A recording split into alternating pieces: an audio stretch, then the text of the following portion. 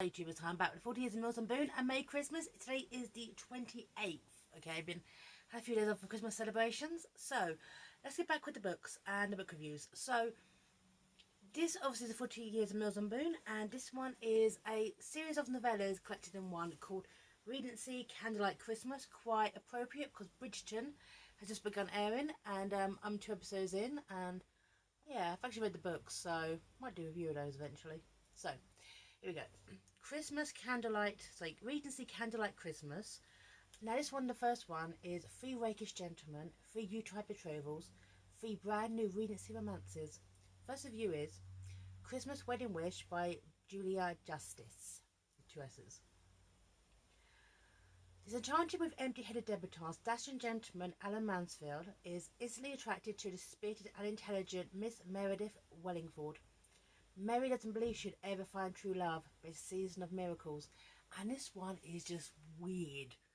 I swear to God, for a Regency novel, I've actually read Regency novels anyway, okay, there's Austen, that kind of stuff. This one is just bizarre. Okay, so Meredith is a little bit older, okay, she's in the Bloomer Spencer hood. It opens up at a family gathering, and this bit here, this kind of sets Mary up for the kind of person she really, really is. Okay. Not that it might be impossible that she might yet marry. She'd go to London with Faith in the spring, accompany her little sister to all the events of the marriage mart. But by then she'd be more than 10 years older than the girls, and the other girls making their bows, and would likely be consigned to wearing caps and sitting with the dowagers. So Mary is 27, and her man she was due to marry he died at war, so she's kind of resigned her life to spend her. She took care of her mother, and she resigned herself to this life. She's resigned herself to be, I will be the spinster in the corner, I'll be the lonely, woman who never got hitched, okay? And then she meets Alan, which, okay, and the thing is with Alan, okay, he's done with stupid girls, okay? He's a friend of Mary's brother, and he likes her instantly, okay, because she's smart and radiant, okay? And the fact is, he's tired of fools. He's tired of stupid women, okay? And now he's heartbroken by stupid women, okay? A thought struck him, then appealing as it was sudden. If he must marry, and marry he must, why not choose a more mature lady? One he knew by reputation to possess a sterling character, and by personal observation to have the skills necessary to be mistress of a large estate. An older lady who might be as amenable to marriage based on similar tastes and mutual respect. So Alan wants to marry an older woman, okay, who basically just won't fool around, or basically be compliant and bidden and grateful to be my wife. Okay, fine, Alan's a bit of a dick in that respect, okay, but it's a Regency period, okay. So he meets Mary. And the fact is, okay, Mary's got such a low opinion of herself, obviously being cast asunder for so long, because in Regency times, when you came out, okay, your season, first season you had to try to get yourself a husband. Second season meant, okay, you were pretty much on the shelf. So, but the fact is, okay, she's not described as unattractive. Okay, this bit here. Right, this bit here, okay, where everyone basically is stoking Mary's ego. It's when she's talking to her friend Sarah. As that would be easy. I'm 27 now. What passable, attractive, and eligible man would consider a spinster like me? I see an accomplished lady with an elegant figure, long golden hair, striking silver eyes, and nary a wrinkle. True, not a chit making her first beau, but I think you would be surprised to discover how many attractive, eligible men would consider you. And all this time she's met and she's thinking that Alan, okay, he's only a couple of years younger. Will Alan like me? Will Alan like me? Okay, so they meet, and the fact is, okay, it's actually very much a friendship as well. I mean, they're kind of unspoken attraction, it kind of gets there, but the fact is, okay, they talk about mundane stuff again. I seem to find interesting. Okay. But the fact is, okay, that Mary is very, very repressed. She's very, very repressed. She has these deep longings, okay. She's really kind of kept to herself. She's kind of pushed her romantic feelings aside. Okay. It's here goes when she's talking about James who passed away. And the fact is, okay, she's actually quite blunt. She never found joy in his arms and conceived as she never would have been able to get the child of their love. Worse than the appalling shame and scandal, she would have had to give up her baby, which brought her back full circle. She would expire of longing and envy before she left her family to suspect how deeply her joy wounded her. She'd have to fix her mind and heart more firmly on being the very sister, the loving aunt. Exactly. No, she would visit her siblings, love their children, and assist them as necessary. As an independent lady of means, she would return to her own home when she chose and travel as she wished. She's like resisting. She's resisting Alan. She's resisting the possibility of being loved. The possibility that Alan might actually care about her, but things obviously she's falling for Alan. Sorry, Alan. But the thing is, he does still kind of see her as the kind of polite, biddable. Like this is the idea, okay, of courting, okay. This bit here.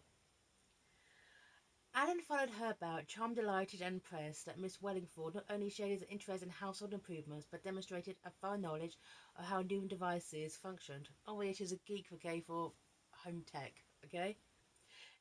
Enjoying the discovery of that she possessed so unusual and unexpected an understanding and assured somewhat his body's disappointment that her tour did not include the bedchambers. So the fact is, okay, he's beginning to see her as more of a desirable object, okay, of his affections than the I want to marry her because she'd be just good for me, okay.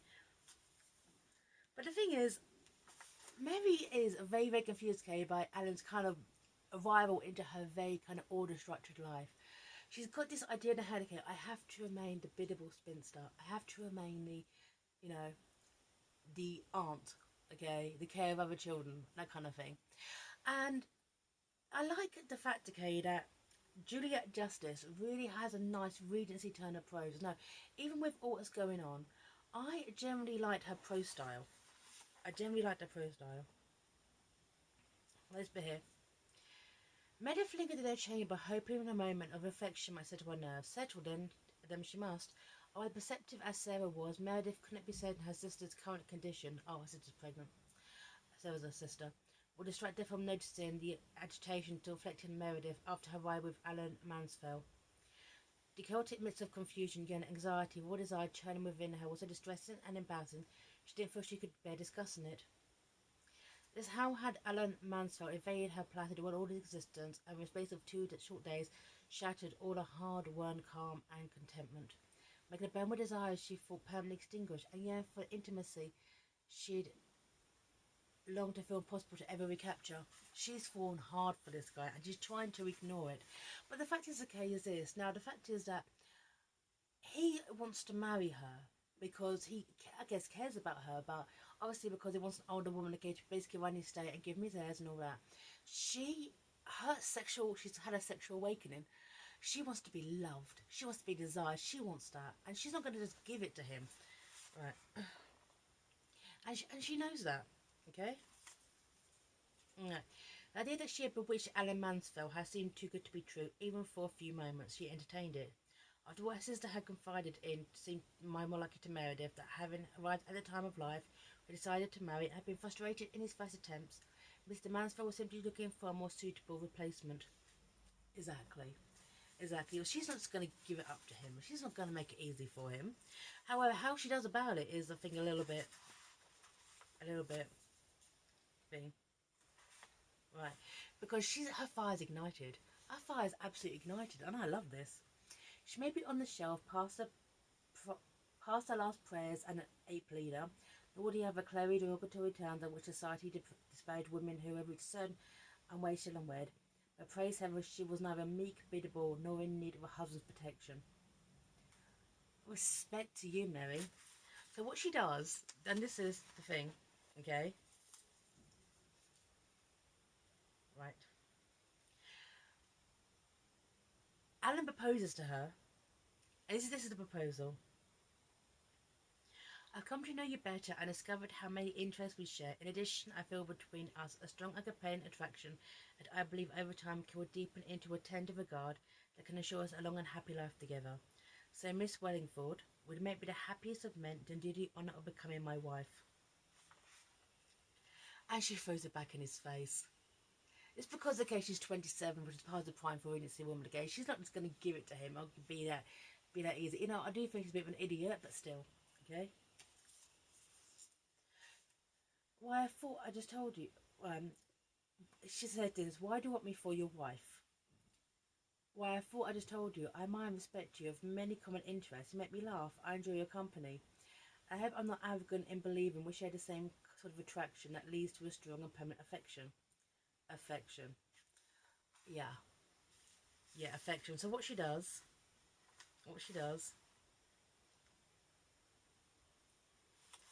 she seduces him. She seduces him.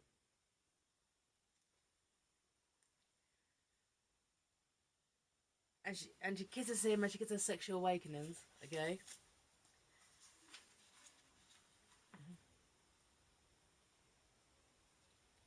Right.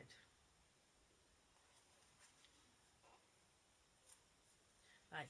But the fact is, okay, that Alan's not going about a fight. Actually, throws it back in her face too. You truly think I would choose a casually, the woman who I will spend the rest of my life? I may not be able to profess a grand passion, but in a marriage of like-minded partners, hardly unusual. In her sister's case, it resulted in the happiest of matches. Right.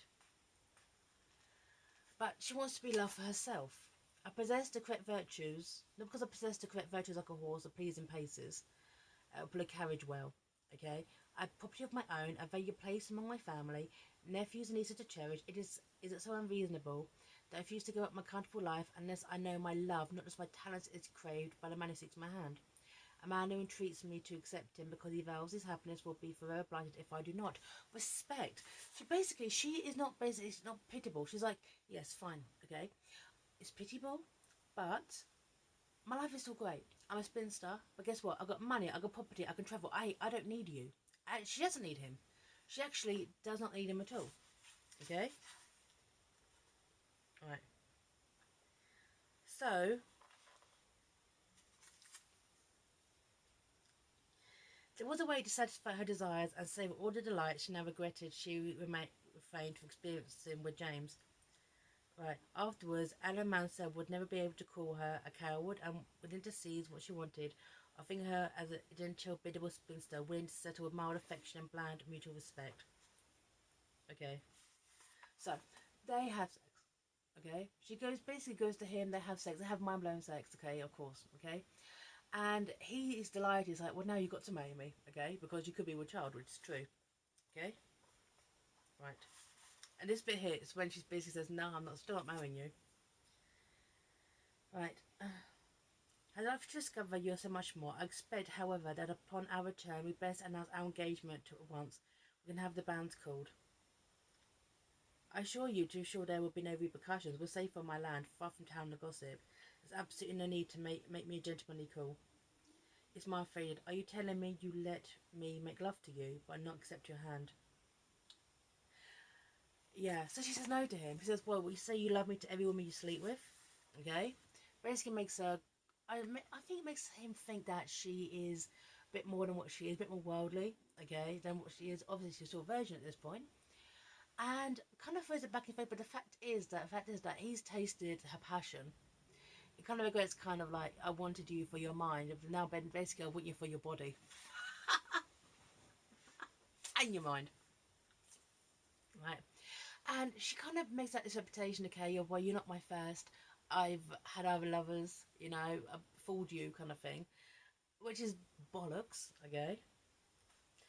And then she finds it funny innkeeper that no, she's actually a good girl. There's been no other people. She's a good girl. 7 months later, well, despite her insinuation to the contrary that perhaps he hasn't twisted, the evidence he discovered and every maligned instinct he possessed told her that Meredith Wellington was no wanton. Right. And so he goes back, he realises, but essentially, yes, I love you for your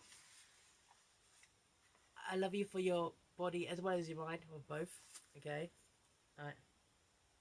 And the fact is, he basically forced himself on his sword again, begs for her, which is kind of pathetic, but anyway. You refused to be banished, memories of you kept slipping into my consciousness, your voice, your taste, the taste of you, and the incredible pleasure you brought me. And when I suffered fond recollections, I know wish to recall, suddenly occurred to me that the episode at the Dower House was so out of character with everything I knew of you, and something wasn't right. Why am I wanting? Did you try to deceive me? You tempted me too much, she blunted. I feared if you kept me after my partiality for you would ever actually lead me to accept your hand, whether you loved me or not. I dare I sent you away in disgust, you wouldn't trouble me again, and I could go on as before. Okay, so get it sorted out. They get married, happy ever after, kind of stuff. And I liked Julia Justice kind of turn of phrase. I like the fact, okay, that Mary is, okay, she's lonely, definitely, okay, she's 27, she's kind of resigned to her fate.